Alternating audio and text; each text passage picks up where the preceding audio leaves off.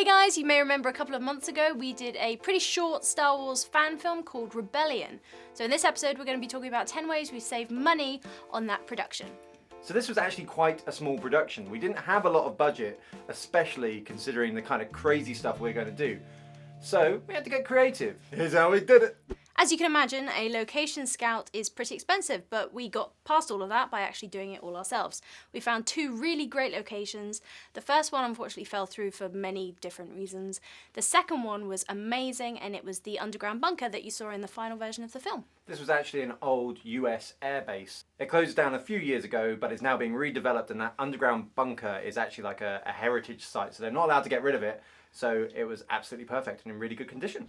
They were very kind and they gave us a really good rate. It was only £300 a day, or about $400. This was because we had to have a security guard with us on site every day to keep us safe. That cost did mean that we could only afford to film there for a couple of days, but it also meant we had to ask the cast and crew whether they were willing to film or just generally be on the site for 12 hours a day. Luckily they were happy with that, so we were good to go.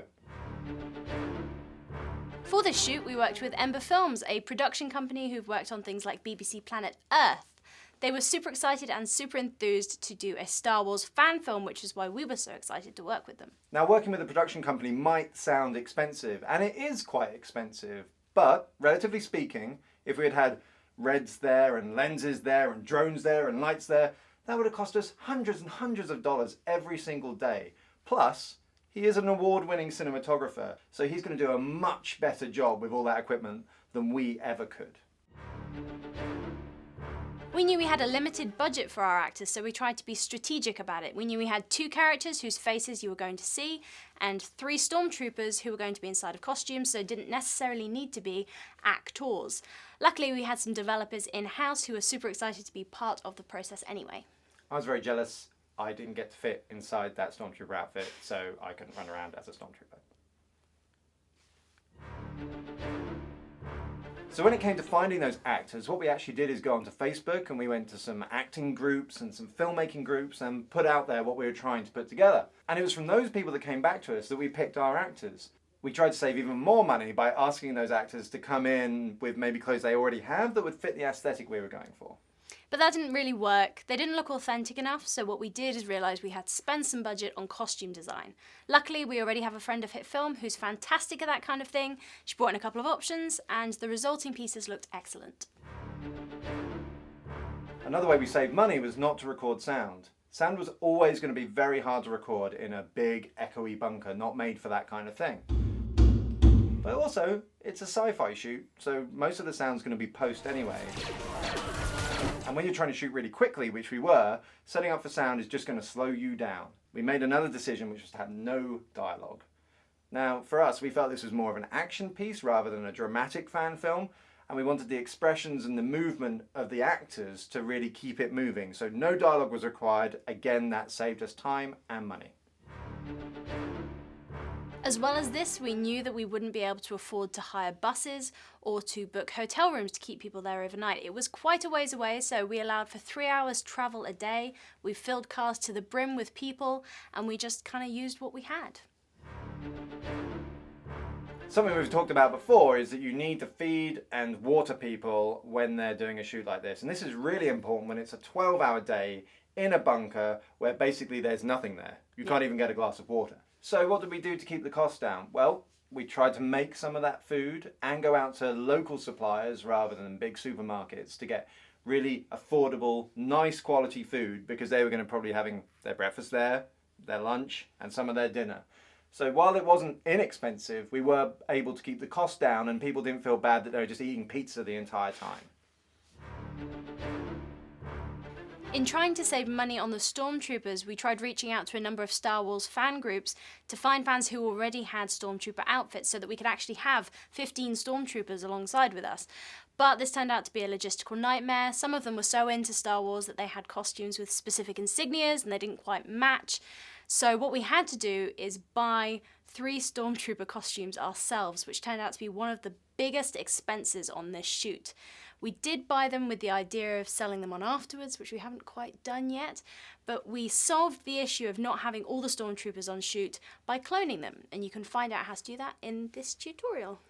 And before anyone says, why didn't you rent them? we could only find one place that would only rent out one for one day at the time that we were doing the shoot. We needed at least 3. We couldn't clone all of those Stormtroopers. Not all of them, Kirstie, not all of them! We saved money on the props by making them ourselves. We actually bought just some really cheap toys, really cheap materials. We made them in a shed over the period of about 2 weekends. It was great fun. And we can tell you more about that through the magic of cinema. Hey guys, we're going to take you through some of the props that we made or purchased for the short that we're making. First of all, we have the detonator switch. So we made this from a battery that we cut in half, Yes. which wasn't great. And then we filled it with plasticine to make it heavy again, so it felt a little bit more realistic. Then we got a switch off Amazon, which is like an isolator switch from a race car. It gives it this funky red cover, which adds to the danger. This is going to be the detonator here for this, which is called a proton grenade, even though it looks like some kind of thermal detonator. This was a kit. We didn't make this. It was a resin kit. We bought it online. It was really expensive. It was about $50, but it was very good quality. Came with instructions on how to make it and how to paint it, and we completely ignored those. Yep, totally. Kirstie went with her own much more grungy design.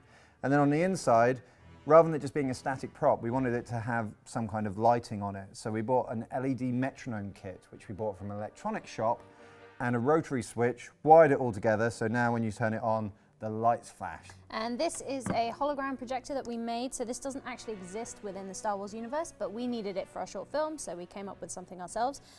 This external bit is from a short that we did a while ago. Extraction Protocol, which was Simon's short. We miss Simon. What we did is we had the external bit and we added a calculator onto the front so that you got some buttons, covered it with black spray paint and then sanded it down to give it a bit of a grungy look. And then on the side you can see we wired it up to an LED, so when they put this on the ground, the hologram's going to come up from here, and it just helps to have some practical lighting effects. Yeah, it'll illuminate their faces a little bit blue when they're looking directly at it, and it'll be something that we can track off as well. Yeah. One thing worth saying is that it doesn't look as pretty on the bottom as it looks on the top. There's a lot of glue gun going on here, but they're not going to see it, so it doesn't matter. The other thing we've got here is the Stormtrooper's gun, which actually came with the outfits. It's an A11? No, E11 blaster. E11 blaster. So we didn't actually do anything to this, we literally just purchased it, but it's a good purchase and it's nice and clean. Absolutely. Sometimes it's easier to just buy things and not have to spend loads of time putting them together. This would have taken an age for us to create. And it wouldn't have been as good as the actual thing. You'll see that we actually did create a Han Solo type gun. Yes, and we created it for Holly, our actress, and she's going to be taking that around. That is our work. It was a really cheap prop that we got off Amazon that was orange and white because it was a toy version. Yeah, $15 prop. Yeah, and we painted it, grunged it up. That looks pretty cool, but it's a very simple gun in comparison to this, which would have taken And we needed 3 of these as well, so yeah. So those are our props. We're very proud of them. It took a long time. It took a whole 2 weekends.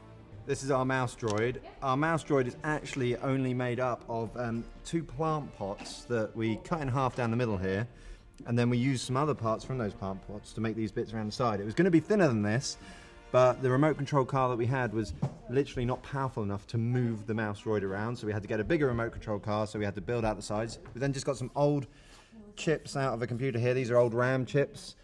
These ones here, these are batteries. These are AA batteries, all glued together, lots of hot glue on here. And then underneath it, as we can see, we have a remote control car with bits and bobs keeping it together. So these are coat hangers that have been turned in here to press up against the back and the front of the case. And then we've got some more here that are glued on underneath to support it at the right height. Inside here, we've just added loads of polystyrene, and that stops it from moving around and gives it a bit more solidity. Yeah, and it's plenty fast, maybe a little bit too fast for a mouse droid, but this is actually kind of a security mouse droid. They didn't really have these ones in Star Wars, because this one is going to find the rebels and tell everyone about it. There we are. And if you take the, or if you turn the controls off, it will go careening into a wall, right? Yes, it's the most stupidly designed remote control car ever, because if you switch it on, and then you switch on the remote, and then you accidentally switch the remote off first, like this, it just goes full throttle forward, and I can't see why that would ever be useful for anyone ever that it did that. So hopefully we won't destroy it. But if we do, hopefully we'll get the shot. It's how things work, isn't it? Yeah, as long as you get the shot, you don't mind. We also really wanted to add production value and that kind of 70s Star Wars style to everything. This was complicated, but not actually that bad. Ember found a theatrical supplies website that had these big sheets of plastic that had embossed squares and shapes on them. And if you sort of gaffer tape one of those onto a wall and spray paint a couple of edges, it goes a really long way to making what was a concrete bunker look like the Death Star. Yeah, that was kind of amazing. But we also thought, what can we do that's really, really inexpensive? And we went and bought a load of different lights. And the kind of lights that we bought were maybe those camping lights, the LED ones that have a magnetic back. They're $2 or $3 each. And also cycle lights, like the ones that people have on the back of their bike that flash. And we started placing these in kind of Star Wars-y ways. So one of the ways that we did that was in lines around the edges of doors or on the ends of hallways or down the different segments of hallways. And then the little flashing red lights, we'd do those so they were in line with the lens and maybe causing slight artifacting and flashing across different surfaces. And it really goes a long way to make it feel like there's computers flashing around in the corner and things are metallic and it just feels kind of 70s and Star Wars, which is exactly what we wanted. And finally, of course, the last place we saved money is we did all of our post-production in our own software, HitFilm. Which was great. It's actually really amazing for me after all this time making visual effects software to be able to work on something and make something like Rebellion where, you know, I love Star Wars, I love all this kind of stuff, and putting it together all inside HitFilm and then putting tutorials together to show you guys how we did it. You know, that's why we do this. It's awesome. Exactly. Thank you to all of you guys who've already watched Rebellion. It was amazing to see your feedback in the comments on what you loved about the film and what you think we can improve on. And if you haven't already watched it, why on earth not? Go and watch it right now. We really hope you like it. Do you think we should do more of these things? I really hope you do think we should do more of these things. Tell us down below in the comments. We'll see you next time. Bye! Bye! See ya!